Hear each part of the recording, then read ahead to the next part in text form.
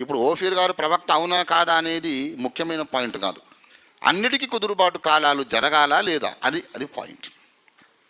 నేను ప్రవక్త కాదనుకోండి, కాదు పోనీయండి, ఏముంది, ప్రవక్త కాకపోయినా నష్టం లేదు.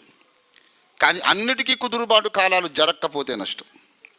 ఎందుకు? అన్నిటికీ కుదురుబాటు కాలాలు రాకపోతే యేసయ్య పరలోకంలోనే ఉంటాడు, రాడు భూమి మీదకి. దాన్ని పట్టించుకో. ఎప్పుడైతే వాడు సిద్ధాంత దిద్దుబాటు కొరకు పట్టించుకొని ప్రార్థన చేసి ప్రయాసపడతాడో వాడికి తప్పకుండా దొరికే లీడర్ ఒకడే. భూమి మీద ఇంకో లీడరే దొరకడు వానికి. 5 ఖండాలు వెతుకొచ్చి మళ్ళీ కుకట్పల్లి హౌసింగ్ బోర్డుకు వస్తాడు, అరే కిదర్ బి నై హైరే లీడర్ ఇదర్ హై అని. దేవుని స్తోత్రం కలుగును గాక. So be committed for your goal, for your work God has entrusted into your hands. దేవుడు నీ చేతికి అప్పగించిన పని మీద దృష్టి పెట్టు. నీ ప్రార్థన జీవితం ఆటోమేటిక్గా బాగైపోతుంది. నీ మనోనేత్రాలు ఆటోమేటిక్గా వెలిగించబడతాయి. దైవ గ్రంథములో సత్యము నీకు ప్రత్యక్షమవుతుంది. అనుదినము సత్య ప్రత్యక్షం పొంది ముందుకు సాగవచ్చు.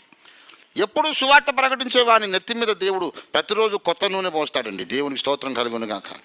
ప్రార్థన జీవితం ఇంకా అనుదినము నూతనపరచబడుతుంది. ఇది మనం ప్రతిష్ఠించుకుందాం.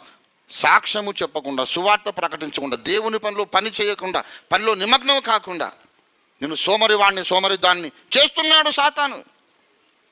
పనికి పూనుకునేవాడు పరిశుద్ధుడవుతాడు, సోమరి పాడైపోతాడు. పనికి పూనుకునేవాడు గమ్యం చేరగలుగుతాడు, సోమరిపోతూ ఎప్పటికీ గమ్యం చేరలేడు. ఇది మనం ఒక తీర్మానం చేద్దాం.